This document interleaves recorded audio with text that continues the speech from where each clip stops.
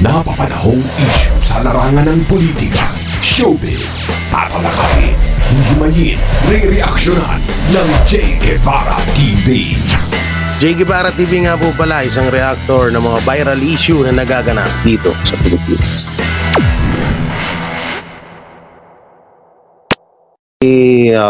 Dito, alam nyo, nandito lahat ng kasagutan sa live streaming ni Ka Eric at ni Attorney Vic. No, so panoorin mo natin to at huwag kayo mainit, dyan lang kayo at pakishare, mas maganda, i-share nyo na para mas maganda. Play na natin. Nagpalabas ka agad, wala pang 24 hours na naging Senate President si Senator Chis Escudero, okay, at nalaglag sa kanyang tungkulin bilang Senate President si Senator Mig Zubiri. Ang isang kongresista, dalawa actually, Attorney Vic. Ang isa hindi ko makayang pronounce ang pangalan niya letter K, pero taga Sambales yata siya. Ang isa ay si Ortega. Dito sa North Luzon. Mga batang kongresista, ang sabi nila, sana naman sa panibagong liderato ng Senado ay magiging bukas sila sa charter change. At ito nga ang tinutumbok ni Senator Mig Zubiri na isa sa mga dahilan maliban pa sa pagpapatigil at pagbubusal sa PDEA-Leaks investigation na ginagawa ni Senator Bato de la Rosa. How do you look at the correlation ng ganitong mga pahayag ng ilang mga very atat na kongresista patungkol sa muli-muling pagbubuhay ng charter change initiative nila doon sa Senate new leadership? Well, I sincerely hope they understand what they're talking about. I sincerely hope they understand fully what they are advocating for. And it's a dangerous the statement given by the former Senate President Mig Zubiri when he was about to step down and yield his position as Senate President. Very dangerous yun, Ka Eric, pag hinimay mo. Ang sinabi niya, essentially, kaya siya inalis sa katungkulan dahil hindi siya sumunod sa utos o dikta noong higit na nakatataas sa kanya. Tatlo po ang branches of our government, the judicial, the legislative, and the executive. Walang pwedeng tumaas sa kanya. He is already the Senate President. Correct. And judging and observing his the statement given by Senate President Zubiri, it is very suggestive that nakialam ang executive. Alam na. So nakakatakot po yun dahil alam na. Seemingly there is death of independence of the Senate in the Senate. So tingnan natin, mahirap namang sukatin natin agad yung kakaupo lang na Senate President na bago na pumalit kay Mig Zubiri. Bago natin siya sukatin, bigyan natin ng pagkakataon that he will side with the Filipino people. At hindi rin siya magpapadikta kagaya nung naging stand ni former Senate President Mig Zubiri. And malaking tulong din kasi si Majority Floor Leader din, Joel Villanueva. Yes. Hindi rin siya pumapayag. At si Senator Sonny Angara. Si Sonny Angara. And they remained with the group of they became independent bloc immediately. At maganda yung punto ni Attorney Vic Rodriguez na the Senate as the last bastion for the bulwark of defense of democracy should maintain and retain its independence. Pero tunghayan natin muna ito. Attorney Vic Rodriguez, ang ulat na ito, din palaliman natin at palalawakin pang talakayan sa political situation. Ipasok mo yan. Sa pagharap sa isang press conference, bakas sa mukha ni Senator Mig Zubiri ang kalungkutan at ang sama ng loob matapos ang kanyang pagbaba sa pwesto bilang Senate President. Ayon sa kanya, ang nangyaring pagpapalit ng Senate leadership ay maaaring dahil sa kanyang paninindigan para sa independence o pagsasarili ng Senado. Marami daw kasi ang tila nagalit sa hindi dito pagsunod sa utos para sa pagpapahinto sa Senate investigation sa PDEA-Leaks. Nako, ay mukhang mauungkat dito yung mukhang mauungkat dito yung 13 billion na full buwan alam nyo, si Zubiri pala, hindi lang pala kung halimbawa man na may nag-utos talaga sa kanya na ipatigil ang PDEA-Leaks, hindi lang pala PDEA-Leaks ang pinapatigil sa kanya. Kundi pati din pala doon yun sa 13 billion pulburon.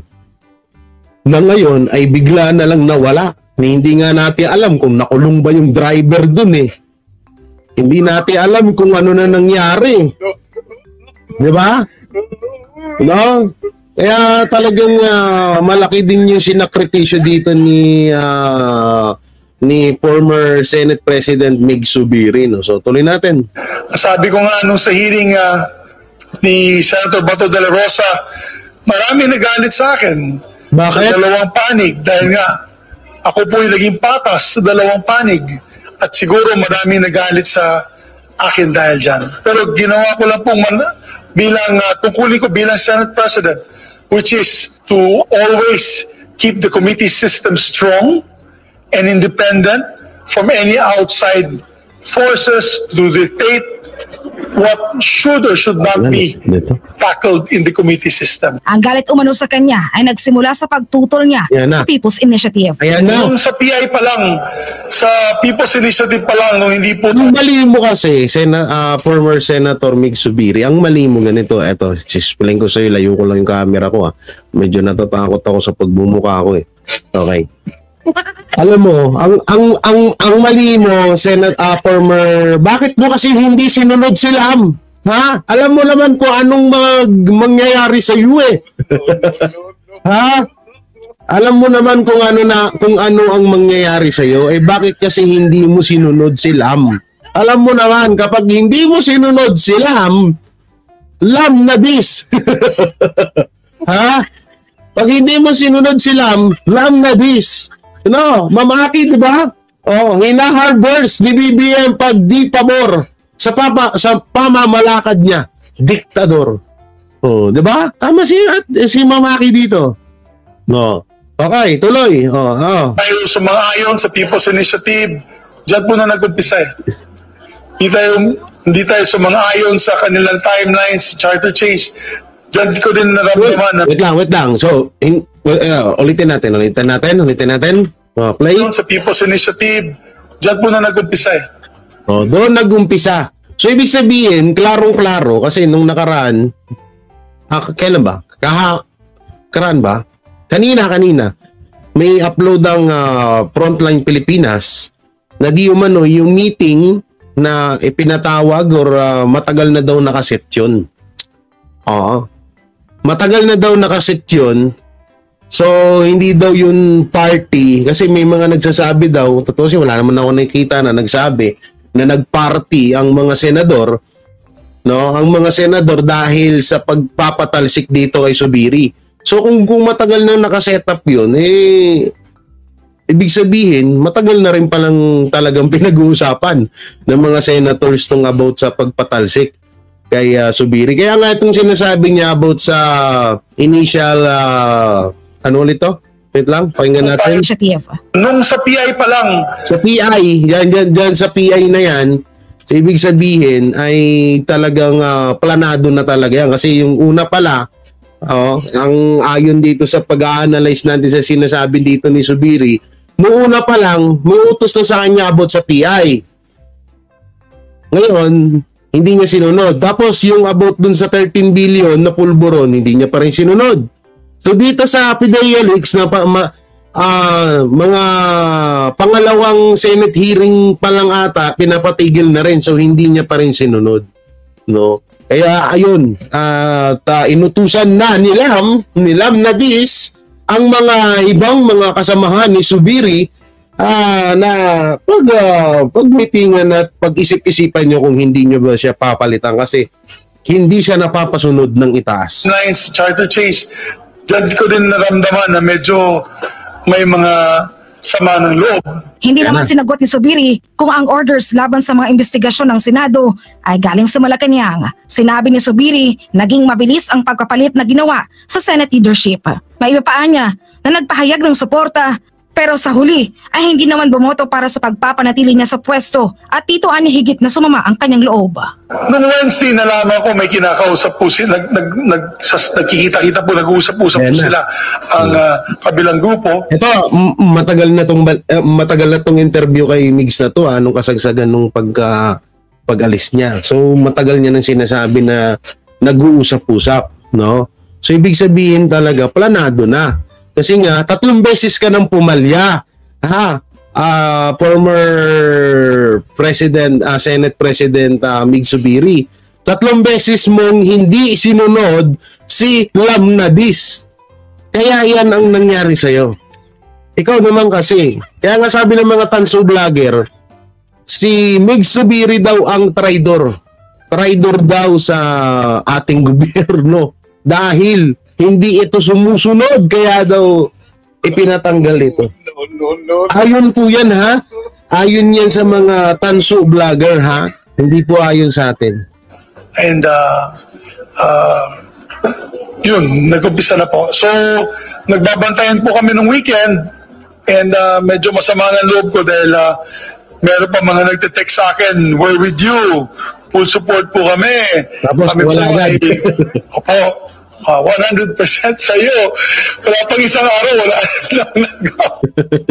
Yeah, ito grabe ka toxic sa politics, no? Wala pa daw isang araw bumaliktad. Kaya yung mga todo kampe ko, no, na mga ito hindi ko naman nilalata, pero ano kasi na nangyari niya, 'di ba?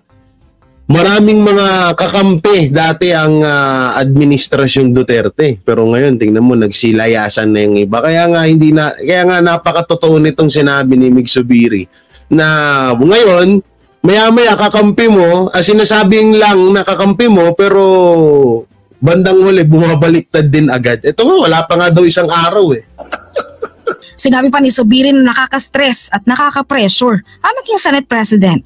Hiling-anya nito sa bagong Senate President na si Chis Escudero na hindi siya maapektuhan sa presyo sa Senado. Samantala, tiniyak naman ng bagong Senate President na hindi maiimpluwensyahan ang kanyang liderato kahit pa nga malapit siya kay Pangulong Bongbong Marcos.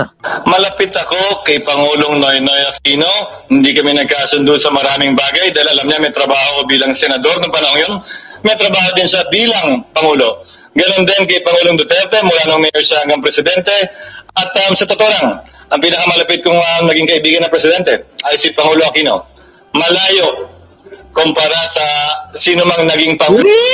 Tigil-tigilan mo kami, Chis. Wag kami, hindi kami pinanganak kahapon, Chis. Chismoso. Joke lang. Pagkatapos niya, bago niya o ngayon. Saad nito, nalaman lamang niya na siya na ang Senate President matapos siyang makapanumpa. Tulad ng anumang eleksyon, hanggat hindi pa natatapos ang aktual na botohan at ikaw ay napoproklama hindi pa tapos anumang eleksyon. So nalaman ko, matapos kong sumumpa. Yun. Attorney Vic Rodriguez, walang patumpik-tumpik o pag-aalangan. Tinukoy ni former Senate President Mig Zubiri that he failed to follow the orders of the powers that be, the wishes of the gods, so to speak. Alam na natin yon, Office of the President yon. At ang pressure na yan ay nanggagaling sa dalawang malalaking tao. Ang isa elected, ang isa hindi. Si Ferdinand Marcos Jr. bilang Pangulo at si Lisa Araneta Marcos bilang asawa niya na alam naman ng taong bayan without any second thought pag sinabi natin ito'y pakialamera sa pagpapatakbo ng pamahalaan. How do you react to that kind of very candid revelation of heart? Tama nga naman to. Paano ka mapipressure? Paano mapipressure si Chis Escudero? Paano mapipressure yan? Kasi nga, sabi nga ni Mig Zubiri, kaya nga siya napipressure, kasi nga, yung mga dapat na sundin talaga at hindi hadlangan, ay pinapahadlangan nga kay Zubiri. Kaya nga na-pressure itong si Zubiri. No? Halimbawa, yung sa PIDEA Leaks, yung sa PI, yung sa 13 billion na diba?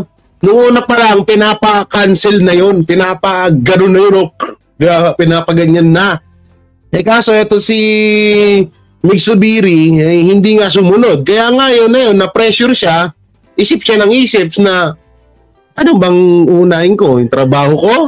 O yung pinakamataas na nag-uutos sa akin? Ano bang susundin ko? Trabaho ko? Yung utos sa akin ni Lamnadis?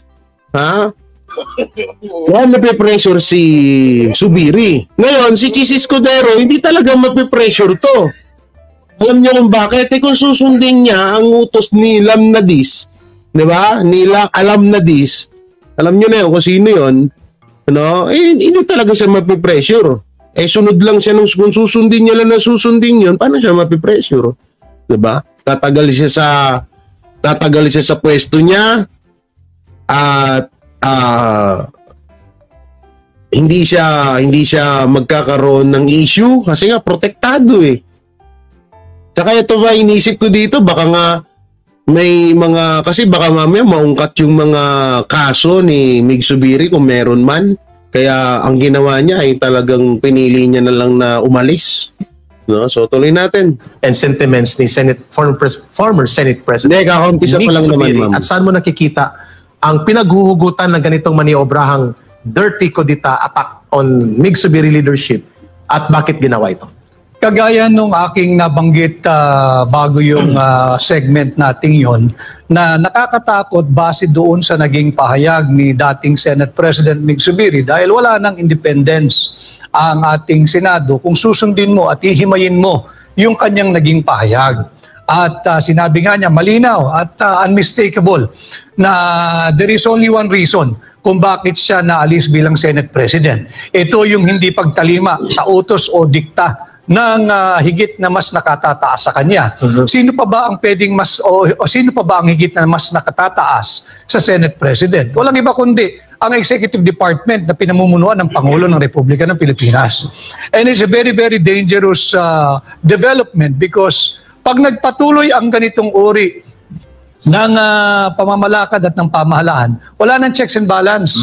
Wala na tayong system of checking on the abuses, excesses, the capriccio at kung ano man ang pag-aabuso ng nasa executive department. Tama po kayo dyan. Nakakatakot yan. Kaya mga kababayan, lagi kong pinaulit-ulit. I was interviewed also last night kay Eric. Ang lagi kong sinasabi, huwag natin tigilan yung ating pagiging vigilant. Bantayan ho natin sapagkat buhay na buhay pa yung pagtatangka na lapastanganin ng ating saligang batas, especially with this fresh development in the change of leadership in the Senate. Correct. But hopefully, again, it's too early to measure the leadership of the newly installed Senate President. But hopefully, he and all the officers now of the Senate will side with the Filipino people. Huwag tayong magsunod-sunuran sa dikta ng iilang tao o iilang pamilya na nais kontrolin ang political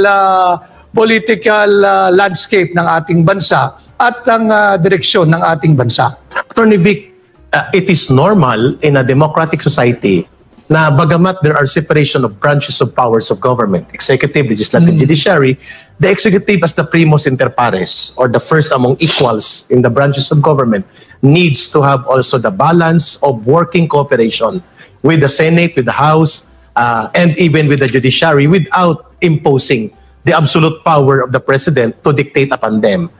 Tama naman yun at magandang relasyon. So bakit may sinabi ba ako na utak ang Malacanang? Wala naman akong sinabi na na ang utak ng pagkatanggal ni Zubiri ay Malacanang. Bakit? Si Lamnadis nasa Malacanang ba?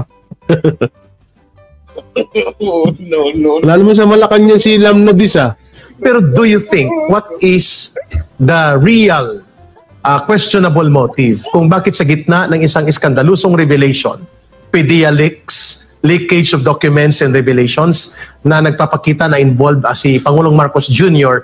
at the time that he was a senator in drug abuse and possibly ito rin ang patutunguhan na posibleng siya ay hindi pa cleared sa ganitong iskandalusong mga issue ay biglang sinupalpal ang liderato ni Zubiri, tinanggal, ginurgor, and then nagkaroon ng isang maniobrahan sa liderato.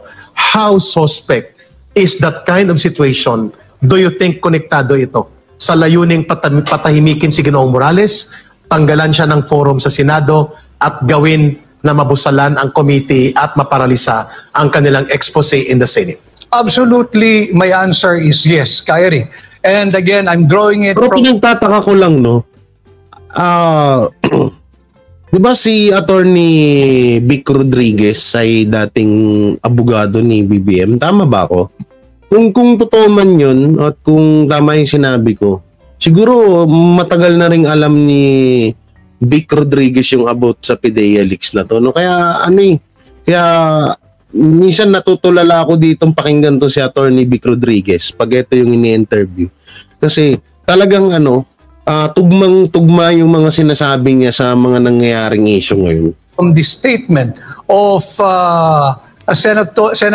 former Senate President Mig Zubiri. Sinabi niya kaya nadali yung kanyang pagiging Pangulo ng Senado ay nung hinayaan niyang magpatuloy Stress ka na ba, te? yung hearing ng PIDEA at nung Alitagtag Batangas drug haul. Yan na Yung sinasabi ko. niya, napakalaki niyan. And in fact, I personally, I have been observing the development of on these hearings.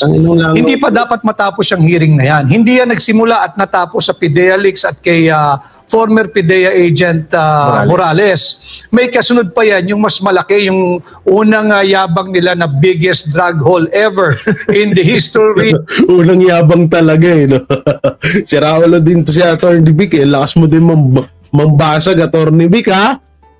Hindi, pero totoo yun ha. Hindi, alam nyo, lahat ng nangyayaring to, lahat ng mga kaganapan na to, sa totoo lang, lalabas lahat ng mga baho na pinaggagawa ng gobyerno pag natapos na or nawala, pag natapos na ang termino ni BBM. Totoo yan. Pati yung ito yung sinasabi na Atty. Vic na una nilang pinagyabang, no?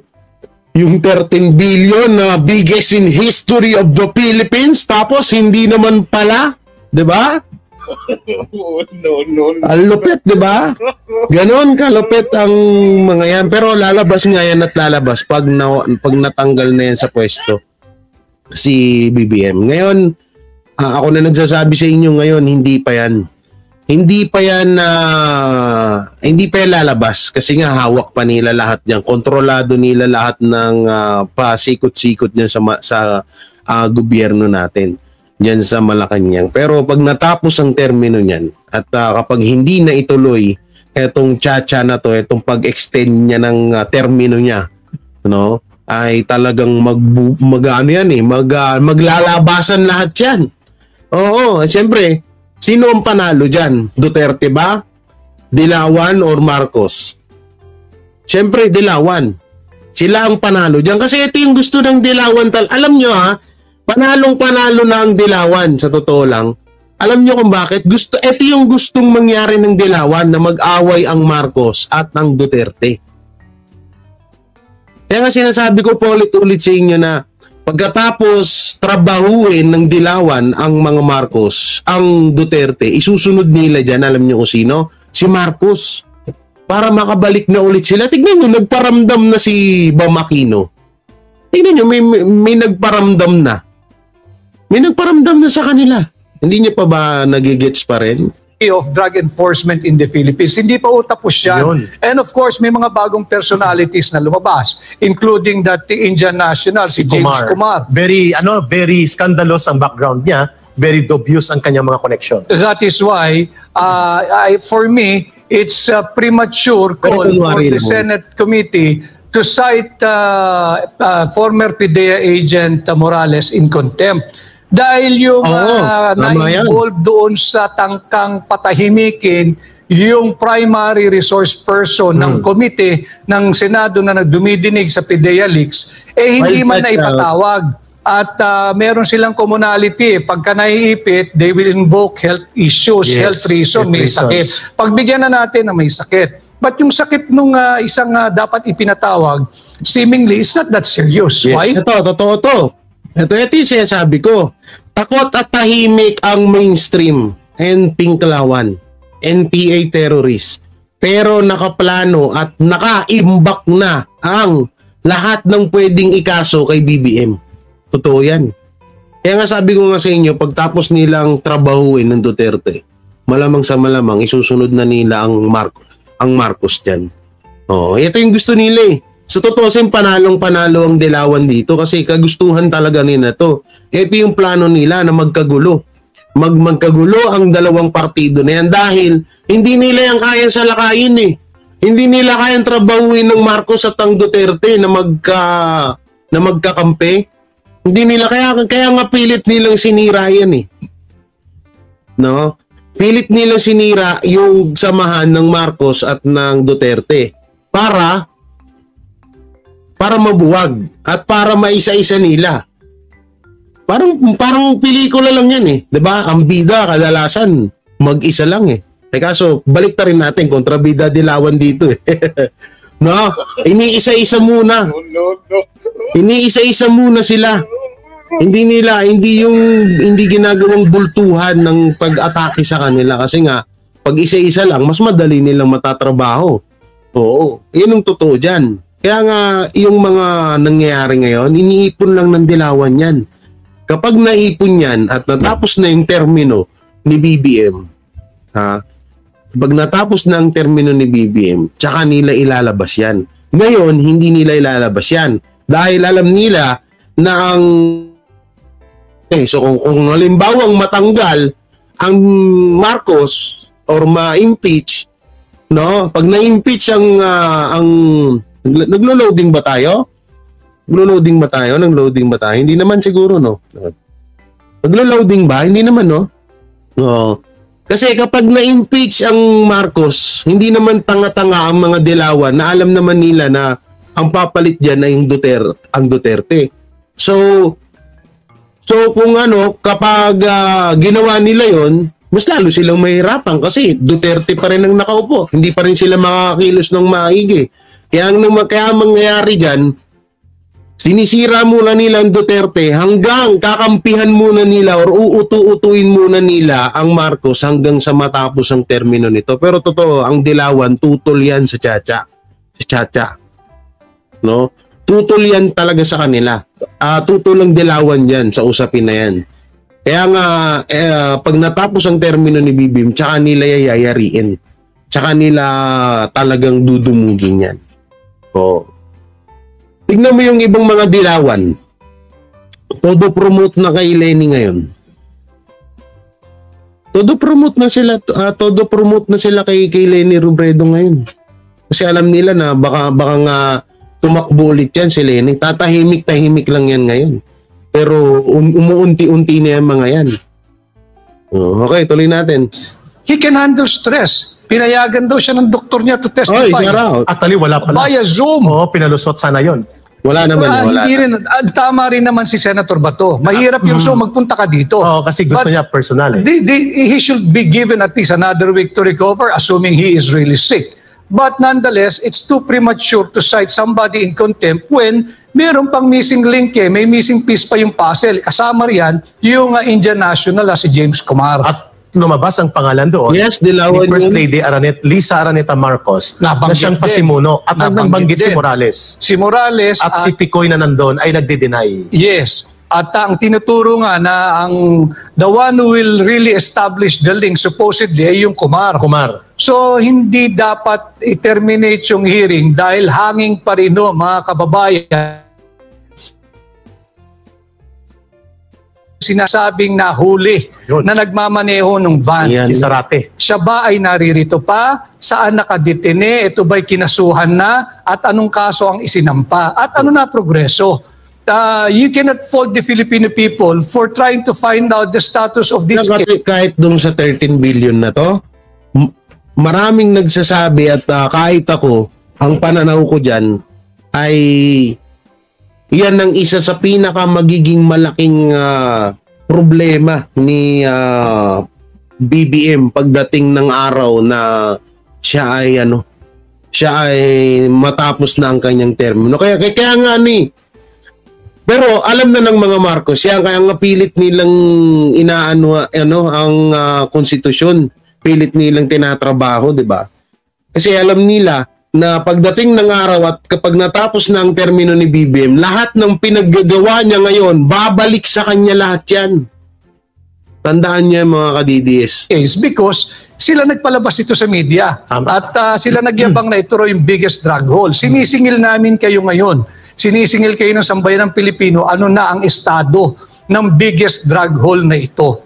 Attorney Vic, hold your line. Babalikan natin yan kasi skandaloso yan. Ginamit yan na pangtapal na issue.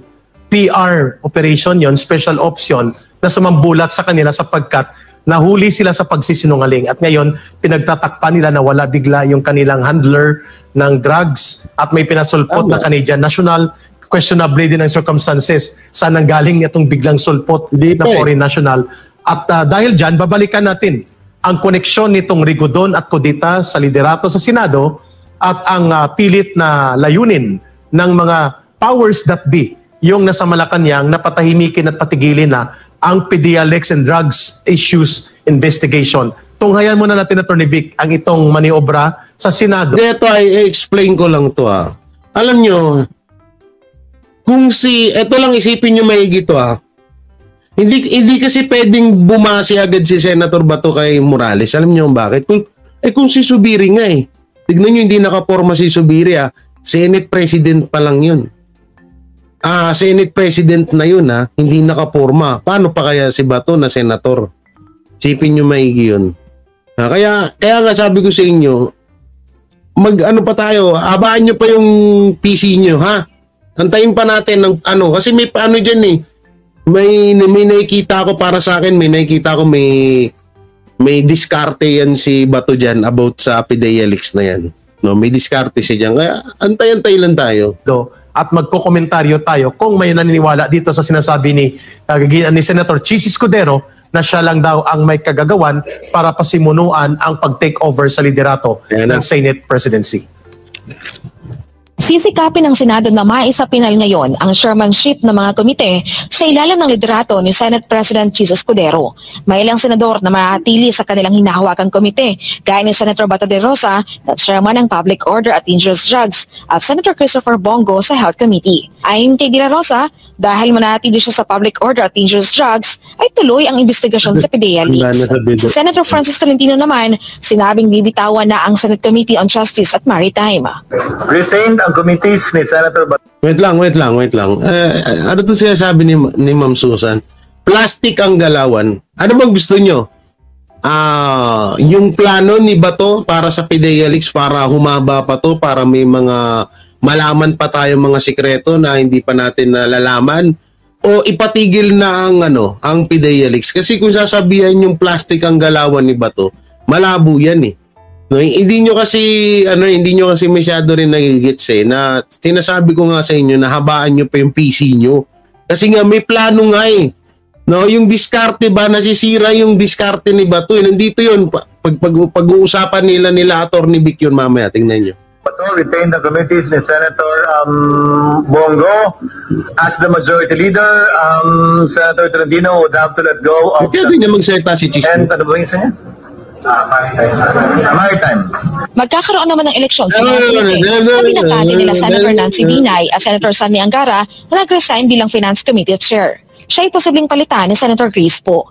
Mabibigyan din ng komite ang iba pang senador na nag-resign sa kanilang pwesto tulad ni former Senate Majority Leader Joel Villanueva, former Senate President Pro Tempore Loren Legarda at si dating Deputy Majority Leader J.V. Ejercito. Si Senator Sherwin Gatchalian ay mananatili namang chairman ng Ways and Means at maging sa komite sa Basic Education dahil hindi naman ito nag-resign sa kanyang mga komite kahit pa ito sumuporta kay Senator Vic Zubiri. Si Zubiri, humiling daw na mabigyan din ng komite. Everyone should have a committee and they expressed yesterday, the Senate President, Senator Zubiri, expressed to me their desire to have committees and to work and not have any committees, which I wholly agree with.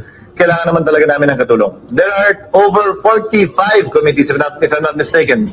24 lang kami. Samantala, binahagi naman ni First Lady Liza Marcos ang larawan na naging gathering nito sa Palacio ng Gabi.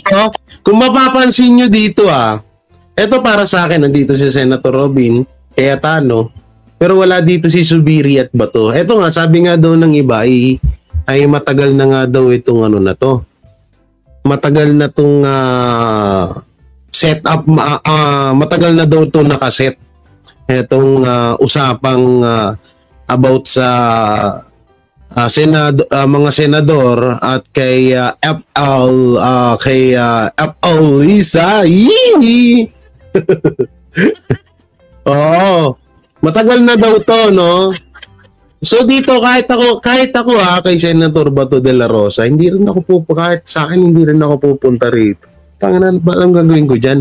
Para saan yan? Issue lang to. So dito, hindi natin alam kung ano yung mga napag-usapan dito, pero malamang sa malamang ayoko lang magsalita, baka magurguro tayo. Escudero at ilang mga senador, gaya ni Senador Robin Padilla, Alan Peter Cayetano, Francis Tolentino, Raffy Tulfo, Sherwin Gatchalian, Mark Villar, Cinco Estrada, Crispo, Cindy Villar, Loren Legarda at si Pia Cayetano. kasama ng ilang mga senador ang kanilang mga asawa. Wala naman sa larawan si Senator Bato de Rosa, gayon din sa Subiri. Una nang nilinaw ni Escudero na matagal nang nakaschedule ang naturang pagtitipon at hindi daw ito dahil sa pagpapalit ng liderato sa Senado. Tanungin mo kung kailan sila nag-imbita dahil imbitasyon ko natanggap ko 2 weeks ago na. Pangalawa, gaya ng sabi ko, this is a regular dinner. And the first 2 dinners nga na hinost niya with senators, all invited, walang pinipili, I was not able to attend.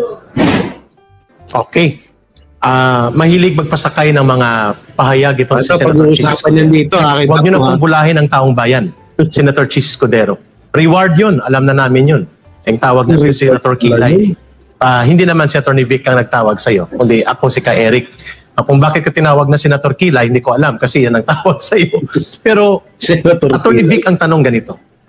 Maniniwala ba ang taong bayan na it was only Chis Escudero who maneuvered everything to have a kudita at the leadership of the Senate without operational support, fund support, blessings, and directional intervention?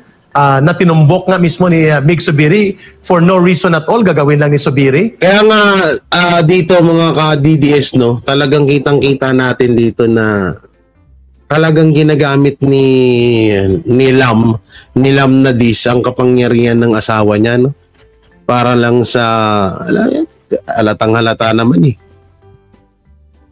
'Di ba? Eh, puro mga gumagalaw ngayon, puro mga dilawan, no?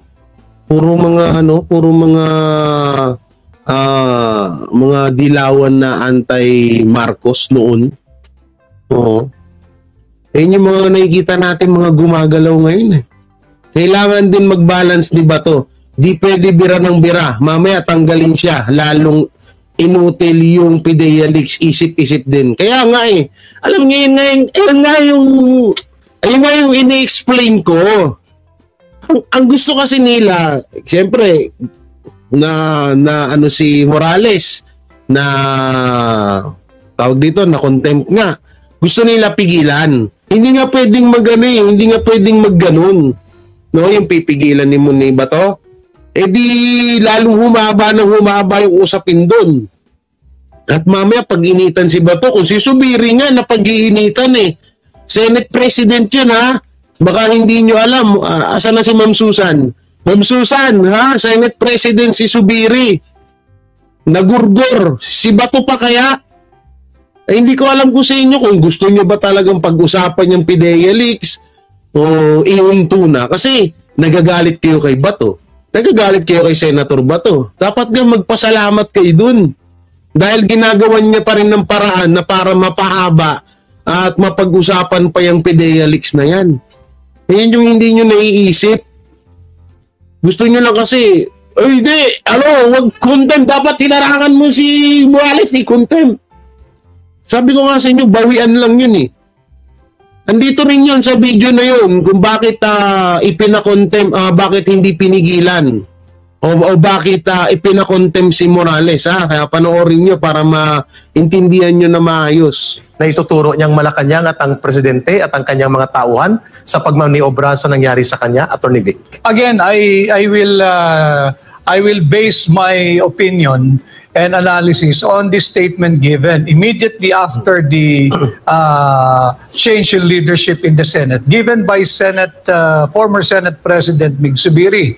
Sinabi niya na as early as last week, usap-usapan na yung tangkang pagpapalit ng liderato sa Senado at marami na rin nagme-message sa kanya, tumatawag na I am with you, I'm with you all the way, I will stand by you, at hindi naman yun ang naging nangyari. So hindi ito nangyari lamang at biglaan nung Tuesday ba? O Wednesday? Tuesday. PDEA leaks na naman. Wala akong may balita. Ito muna, ha? PDEA leaks na naman. Mamaya ka na, Barat Boy.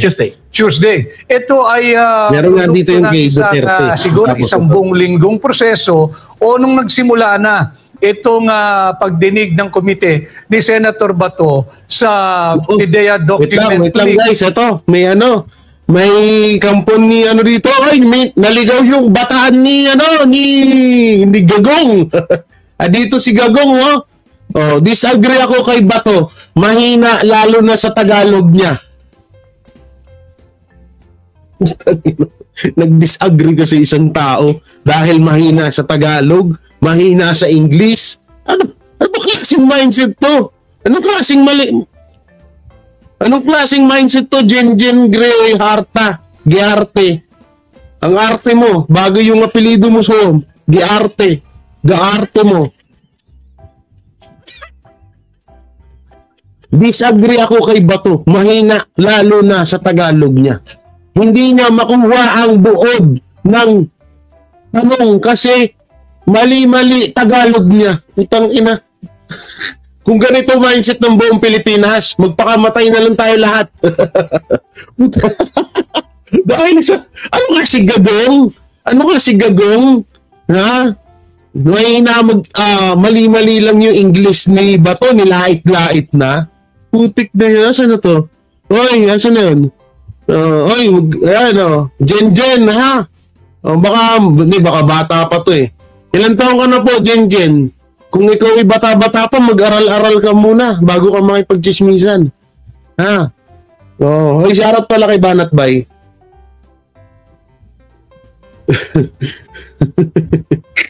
Ina, grabe yung mindset na ganun, no? Nakakabobo. Ang bobo naman ng ganung mindset. Mahina lang sa pagtatagalog si Bato. Disagree na. Utang inang buhay to. kung ganyan lang ganyan yung mga kababayan natin, wala talagang pag-asenso dito sa Pilipinas. Utang inang buhay to. Totoo talaga ako na parang si Gadon eh.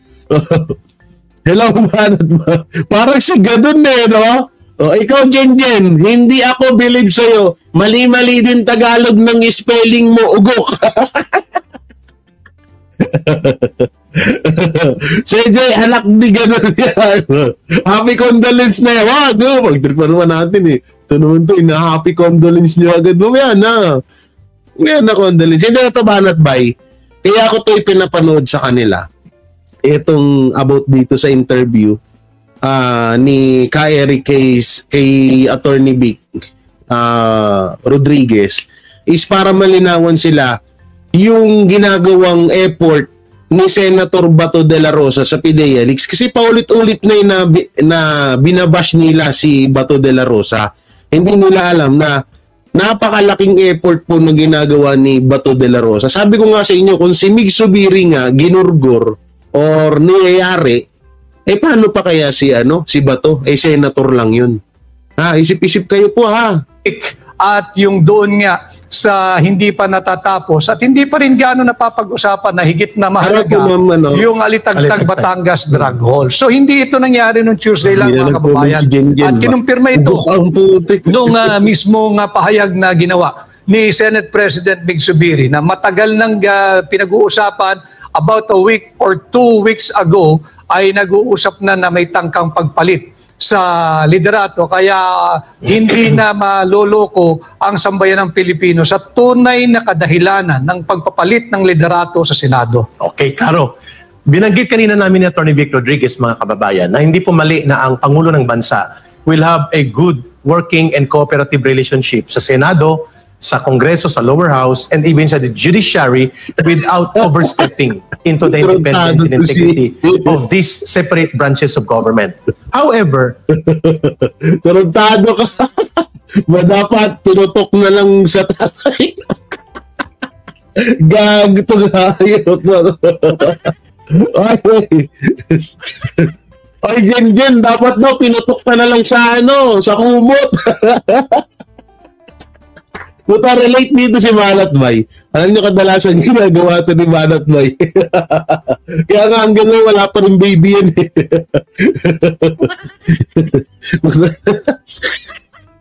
Go, ang hearts noon. Shoutout sa ate Jasmine. Kung ang layunin po ay gamitin ito para magkaroon ng concentration of power influence, para itulak ang isang agenda. Halimbawa, umugong una, Atty. Vic, ang pagkakaroon ng change of leadership kay Subiri nang lumabas ang pangalan ni Jinggoy Estrada o ng kanyang kasamaan, si Sisco noon, nang tumindig sila Mig Subiri at mga senador kasama niya, sila Amy Marcos, Joel Villanueva, against the very scandalous budol-budol People's Initiative Charter Change na ginawa nila Speaker Martin Romualdez sa basbas ni Pangulong Marcos Jr. At talagang nagkaroon ng muntik na magkaroon ng constitutional crisis doon. When the Senate will have to be dissolved o i-override siya ng House. At ito ngayon, ang lumalabas na parang sinabi mo kanina, if I am correct sa pagkakuha ng kontekstong binanggit mo, na ito ang kailangan ng Malacanang, ng Marcos government na magkaroon ng isang Senado na susunod sa layunin na konsentrahin ang poder at itulak ang agenda niya na walang balakid at walang titindig. Hindi ko napanood yung live ni Banat Bay kahapon eh. Sige, papanoorin ko nga mamayain. So si Zubiri pabor sa PI. Kaso nagbinigyan siya ng 12 billion sa Comelec kaya nagtampo ang ibang senador. So ibig sabihin sa madaling salita, yung mga senator natin ngayon ay mga mukhang pera. Kasi nabigyan bagay 12 billion ba naman to? Ganun ba ang ibig sabihin? So nagtampo sila kasi hindi nabigyan ng ganito. Eto naman ikaw kasi Zubiri, napakadamot mo. Bakit hindi ka nabigay kahit 1 million man lang sa mga kasamaan mo? Napakadamot mo. Huwag ganun. Kaya nagtampo pala sa iyo eh. Kaya from Banat Bay yan. Ako po, baka patawag si Banat Bay sa ano. Oy, Banat Bay, baka patawag ka, siga. Tatawagin si Banat Bay sa ano, sa Senado. About ano naman tayo? Naku po, daming malalabas dun. Maraming malalabas na bala. Alam niyo si Banat Bay, tahimik lang yan, pero ang daming alam niyan. Nakasiksik lang yan dito eh. Nandito lang yan, oh. Minsan nababasa ko yun pag magkasama kami. Magkasing lapad lang naman din kami ng noo eh. Minsan nababasa ko dito nakaimbak lahat, oh. Kailan nyo kaya ilalabas yan? Ilabas mo na yung Banat Bay, ha? Dig na mag-criticize nito. Sapagkat sa lower house ay kontrolado na nila ang rubber stamp na House of Tambaloslos na tinatawag ng Taang Bayan ngayon. Attorney Vic. I agree with you. Walang ibang makitang kadahilanan kundi talagang para makontrol ang upper chamber, which is yung Senado. At using your term na rubber stamp yung House of Representatives, wag naman po sana maging floor mat naman ang Senado na kahit tinatapakan na welcome. But again, it's too early. Floor mat. Diba? Diba papansin niyo sa mga floor mat? Kahit may ebak pa yung pamo eh. Pag inapakapakan mo, nakasulat pa rin, welcome. Ganun na atang gusto ng Senado ngayon. Really to be measuring the kind of leadership that the newly installed Senate President will have and how he will lead the Senate.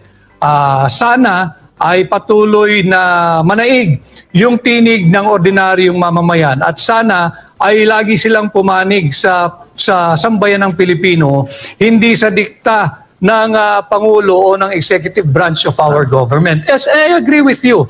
Dapat merong healthy working relationship ang executive at yung legislative department. But without overstepping on the boundary, specifically, yung pagiging independent or yung independence of both houses. Never mind the House, magpinsan yung namumuno riyan.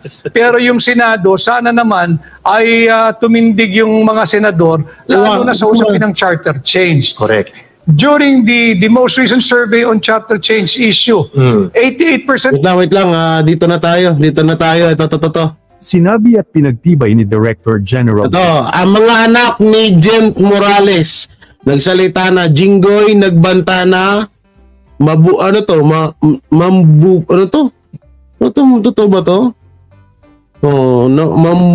mambugbog sa isang kaklase niya, makakasuhan. Naku po.